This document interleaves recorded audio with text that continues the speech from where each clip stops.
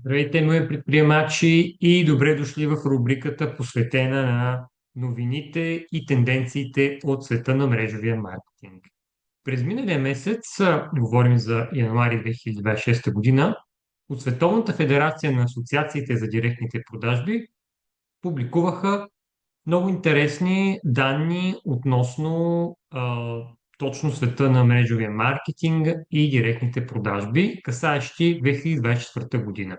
И точно в това видео искам да анализираме статията, която също вече публикувах в сайта мрежовmarketingmanager.com, касаеща официални данни и цифрите на мрежовия маркетинг.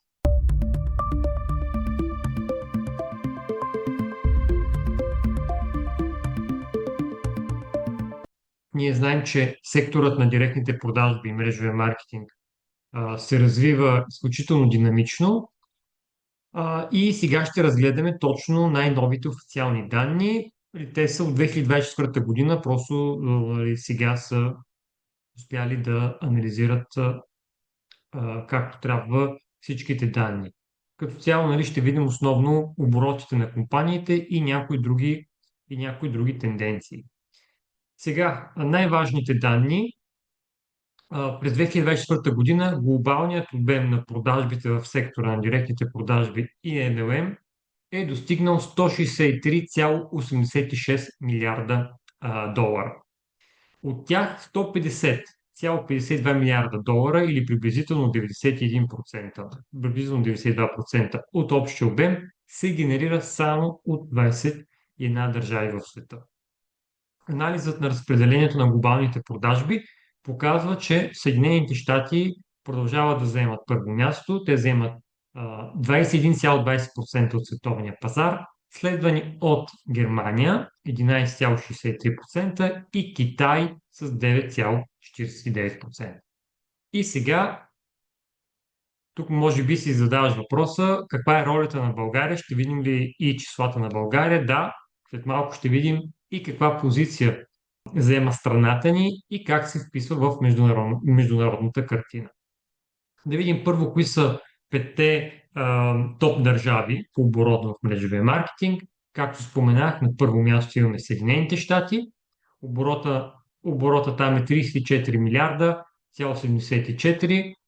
Дистрибутори имаме малко над 12 милиона дистрибутори. В сектора участват над 12 милиона дистрибутори, както казах, и приблизително 73% от тях са жени. Най-силно представена категория е Wellness 31%, следвано от продукти за дома с 12% и на трето място идва козметиката. Правя това кратко прекъсване, за да ти кажа, че съм подготвил едно безплатно обучение за теб. Ще разбереш защо си обречен на провал, ако следваш само съветите на твоя спонсор и как да генерираш един постоянен поток от клиенти и сътрудници, без никога повече да досаждаш дори за минутка. Догледай си спокойно това видео, което в момента гледаш, и след това в коментарите и в описанието на видеото ще намериш линк към обучението. Германия идва на второ място. Оборотът е 19 милиарда долара. Дистрибуторите са 900, към малко над 900 хиляди дистрибутори.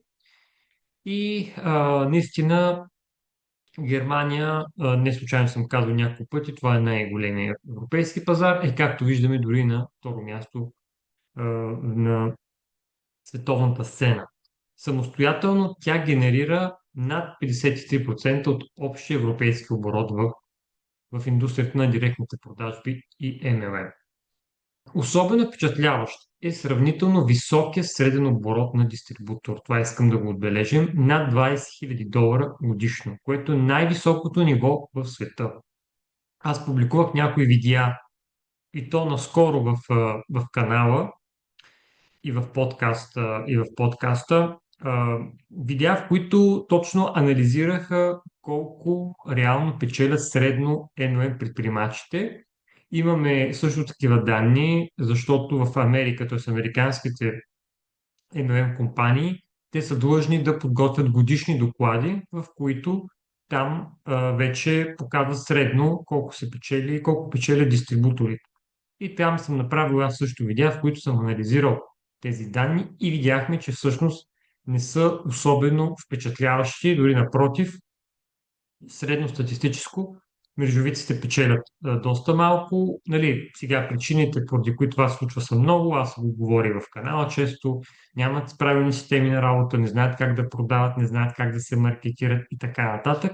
Но просто искам сега тук да забележим, че до голяма степен също смятам, че американският модел е доста по-неефективен от европейския. Не случайно виждаме, че в Германия имаме сравнително висок среден оборот на дистрибутор, много по-висок от американските дистрибутори.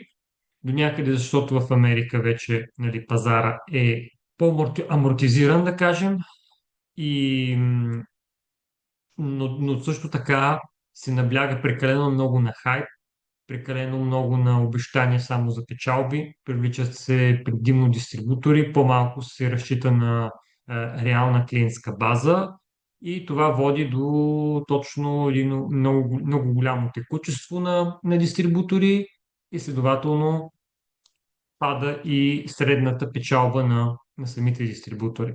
Но нали, това най-вероятно ще е повод и да направя друго видео, в което малко по-подробно искам да обясня тези разлики, но като цяло ето, че така и аз станах изненадан, че има официални данни, защото по принцип за Европа европейските компании не са длъжни да правят такива анализи подробни, за разлика от Америка, но ето, че и аз станах приятно изненадан, че получихме и тази обратна връзка, в което се потвърждава и точно това, което аз казвам. Аз самия също съм много по-голям привърженик на, да кажем, до някъде европейската NLM школа, защото смятам, нали, за финал, и да затворя тази скоба, смятам, че европейският модел като цяло е много по-устойчив и не напомня толкова на пирамидална схема.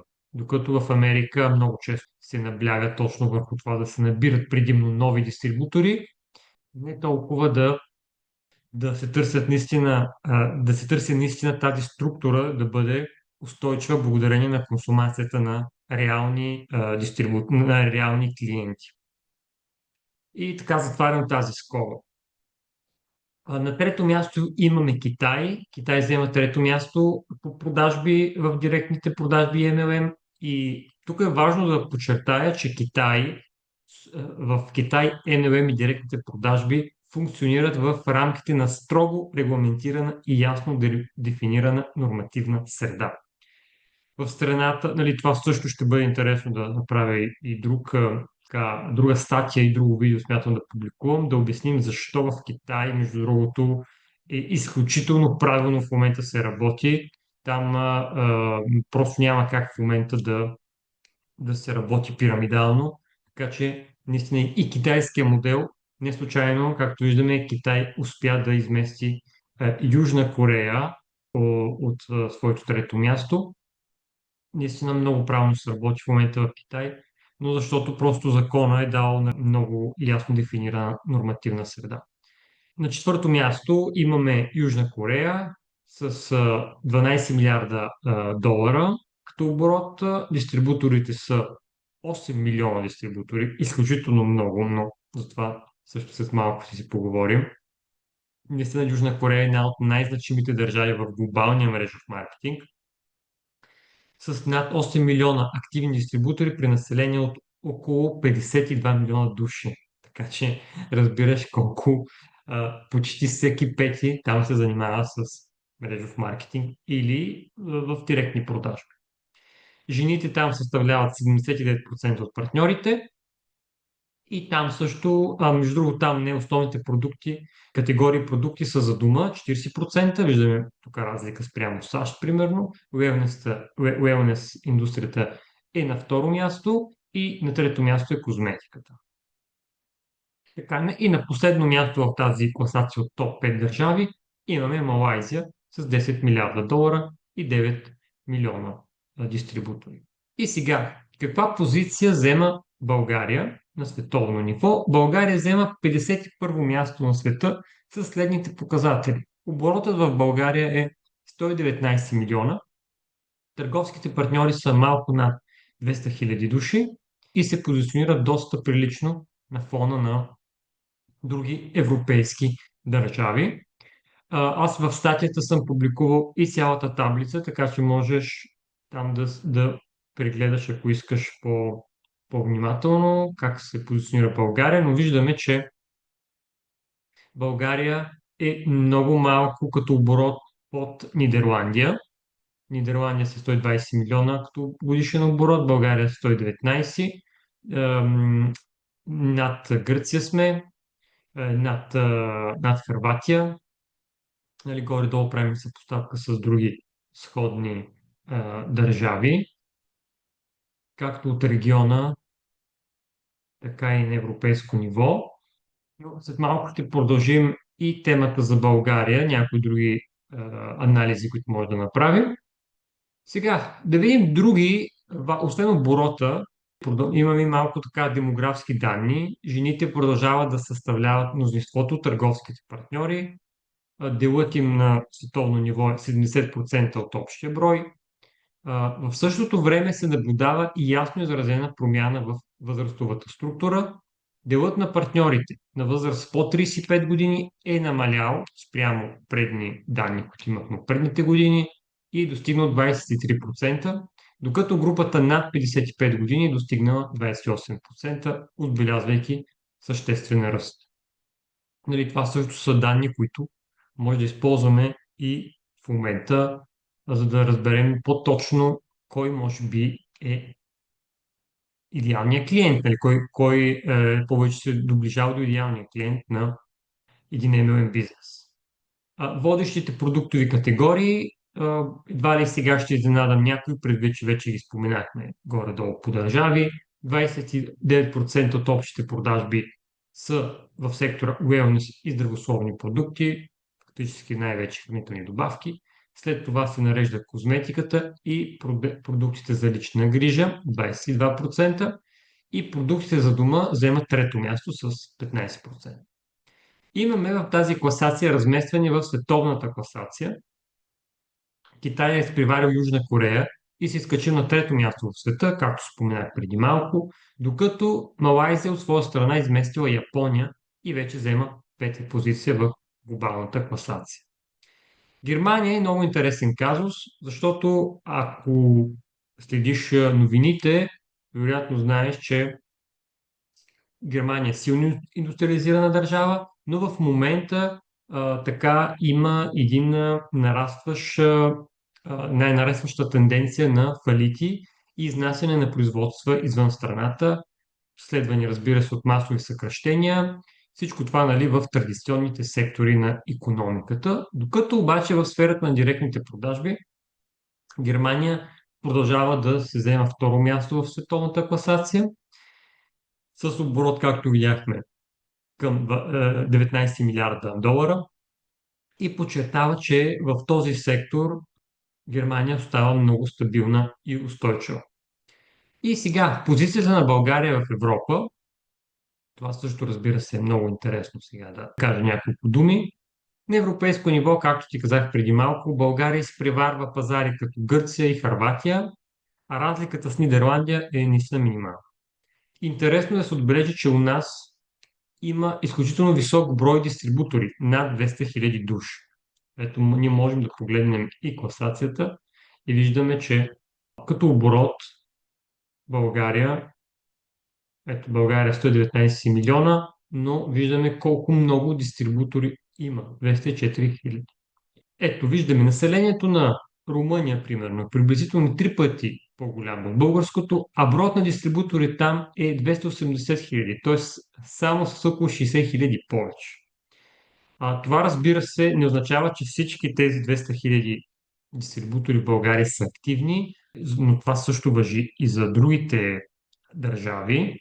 Това е една статистика, която се прави на база на колко хора са се включили официално в компанията, колко са станали официално дистрибутори, но тук вече активността не е казано, че човек реално, нали, ще е активен в дадената година, може просто да си запазва кода, за да има продукти с намаление. Нали, това го знаем много добре. но пак казвам, това важи и за другите държави. Така че като съпоставка, все пак може да видим, че така, голяма част от българското население е била в контакт вече с дадена MLM компания. Вече е било предложено на хората да се включат. Включили се сега колко имат реален интерес или не. Друг въпрос, но това ни показва, че българският пазар е зрял и като цяло е устойчив като оборот. Но като цяло мога да кажа, че за да имаме толкова голям процент хора, които са се записали, може да се каже, че MLM има почва в България и хората са отворени все пак да чуят нещо ново, нали, като допълнителен доход. Сега оттам нататък вече как да се задържат, разбира се, е съвсем друга тема, но когато някой ми каже, в България хората не се интересуват от това, така нататък, не е точно така, защото сега се разбирам държави като примерно, къде видях Ирландия, изключително нисък брой хора, 11 хиляди и оборот е много малък. Така че, ето и като видим и за оборот, и като видим и колко малко дистрибутори са на пазара, ето там наистина вече би било доста по-трудничко за така да се промотира и да се развива MLM бизнес. Но в България хората имат интерес и самия факт, че те един път са се записали в дадена компания, дори да не са активни, показва, че те биха правили подобен бизнес, биха работили за себе си по този начин, но просто, разбира се, трябва след това правилно да се работи с тези хора, правилно да им се покаже правилна система на работа, за да продължат да се развиват. Друг анализ, който може да направим е, както споменах преди малко, видяхме, че на четвърто място в момента се намира Корея. Доскоро е била дори на трето място. Това наистина е изключителен феномен, защото населението на Корея е към 52 милиона души. За съпоставка ще вземем Италия, която се намира на 12-та позиция. Италия има дори по-голямо население, към 59 милиона души, но там дистрибуторите са само 590 хиляди, докато пак казвам, Южна Корея е изключителен феномен в тази класация. Има 8 милиона дистрибутори, което наистина е впечатляващо и показва колко там има почва мрежовия маркетинг.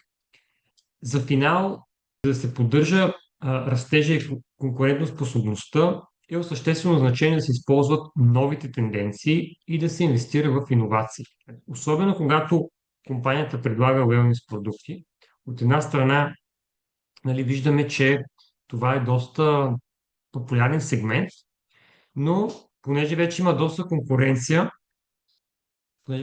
конкуренция на пазара, тук вече по-скоро MLM компаниите трябва да се постараят да предлагат много по-модерни и ефективни решения. Трябва да се опитат да се разграничат съществено от своите конкуренти, както в MLM сектора, така и извън MLM. Просто го изисква вече пазар. Тези, които успеят да се адаптират към новите реалности, ще имат значително по-големи шансове за дългосрочен успех. И особено важно е, нали, когато ние покажем, че иновираме, по този начин ще успеем и да привлечем по-младите.